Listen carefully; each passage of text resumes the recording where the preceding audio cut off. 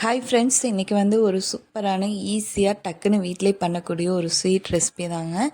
இதை எப்படி பண்ணலாங்க பார்க்கலாம். அதுக்கு முன்னாடி மறக்காமல் நம்ம சேனலை சப்ஸ்கிரைப் பண்ணி வச்சுக்கோங்க. அதுக்கு ஃபஸ்ட்டு வந்து கடாயை எடுத்து அடுப்பில் வச்சுட்டு அதுக்கப்புறம் நெய் ஊற்றிக்குங்க. நெய் வந்து நல்லா சூடாகணும். சூடானோடனே கடலை மாவு சேர்த்துக்கோங்க. கடலை மாவு வந்து கிட்டத்தட்ட நான் ஒரு 1.5 கப் அளவுக்கு இருக்கும் நான் சேர்த்துக்கிறேன். இப்போ வந்து இதை லைட்டாக நெய்யில் வறுத்து விடுவோங்க. அடுப்பை வந்து லோ ஃப்ளேமில் வச்சுக்கோங்க.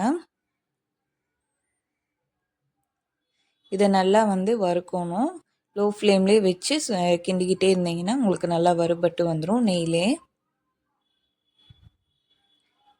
இன்னும் வேணும்னாலும் நீங்கள் இன்னும் கொஞ்சம் தாராளமாக நெய் விட்டுக்கலாங்க. பாருங்கள், நல்லா வறுபட்டு வந்துருச்சு. இந்தளவுக்கு நல்லா வறுத்து எடுத்துக்கோங்க. இந்த டைமில் வந்து நீங்கள் வந்து ஒரு 3/4 கப் அளவுக்கு ரவை சேர்த்துக்கோங்க. இப்போ ரவையும் நம்ம எடுத்து ஆல்ரெடி போட்ட கடலை மாவும் ரெண்டும் நல்லா வறுபட்டு வரணுங்க. இந்த மாதிரி நெய்லேயே வறுத்து விட்டுக்குங்க. இன்னும் வேணுனாலும் நெய் கொஞ்சம் சேர்த்துக்கோங்க. இப்போ வந்து இது நெய்யில் ரெண்டுமே நல்லா வறுபட்டு வரணும். இப்போ வறுத்துருச்சு. இப்போ வந்து பவுடர் சுகர் போட்டுக்கோங்க. ஜீனியை நல்லா மிக்சியில் அடித்து இந்த மாதிரி பவுடராக போட்டுக்கோங்க. அப்போ தான் உங்களுக்கு அது நல்லா கரைஞ்சி வரும். இப்போ இதை வந்து நல்லா இந்த மாதிரி கிளறி விட்டுக்குங்க. இது நல்லா மிக்ஸ் பண்ணதுக்கப்புறம் நீங்கள் வந்து இந்த டைமில் வந்து ஏலக்காய் பொடி சேர்த்துக்கோங்க. நான் வந்து ஏலக்காய் பொடி ஸ்கிப் பண்ணிட்டேன். உங்களுக்கு தேவையான சேர்த்துக்கோங்க, நல்லாயிருக்கும் ஸ்வீட்டுக்கு. இந்த டைமில் வந்து பால் சேர்த்துக்கோங்க. பால் வந்து நீங்கள் கொஞ்சம் கொஞ்சமாக விட்டு கிளறிக்கோங்க. அப்போ தான் இந்த ரவை கடலை மாவு வந்து நல்லா குக்காகி வெந்து வரும். இப்போ இது நல்லா கெட்டியாக வரும். கட்டி இல்லாமல் கிண்டி விட்டுக்கோங்க. லோ ஃப்ளேமில் தான் வச்சு பண்ண போகிறோம். இங்கே பாருங்கள், நல்லா கெட்டியாக வந்துச்சு. மறுபடியும் கொஞ்சம் பால் சேர்த்துக்க போகிறோம்.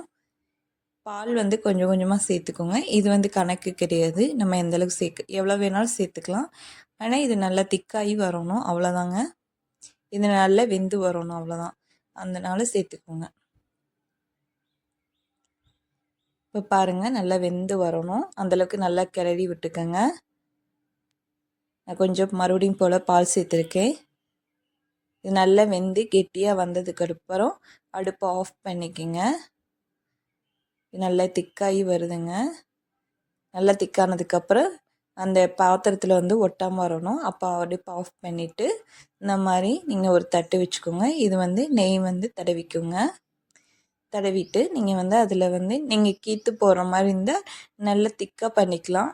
இல்லை நீங்கள் அப்படியே அப்படியே சாப்பிட்ற மாதிரி அல்வா மாதிரி சாப்பிட்ற மாதிரி இருந்தாலும் நீங்கள் அப்படியே வச்சு சாப்பிட்டுக்கலாம்.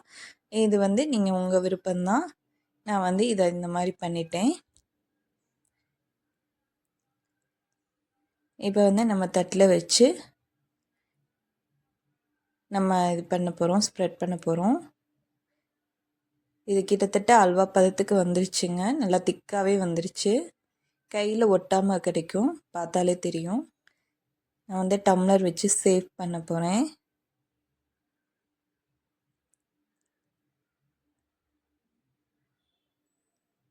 இதை நல்லா ஊஸ் பண்ணிவிட்டு நீங்கள் வந்து உங்களுக்கு வந்து டேஸ்ட்டுக்கு வந்து டெக்கரேஷனுக்கு வந்து நீங்கள் நட்ஸு வேணாலும் மேலே தூவி சேர்த்துக்கலாம். அப்படி சாப்பிட்றனாலும் சாப்பிட்டுக்கலாங்க. சூப்பராக இருக்கும்.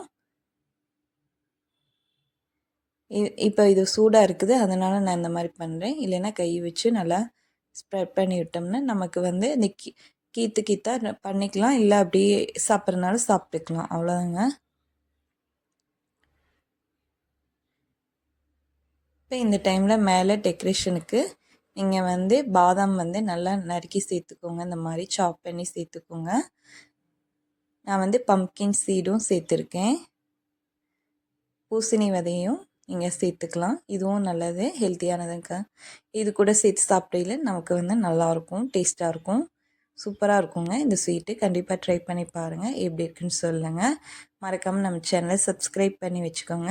இது கொஞ்சம் வித்தியாசமாக இருக்கும், டேஸ்ட்டும் சூப்பராக இருக்கும் இந்த ரெசிபி.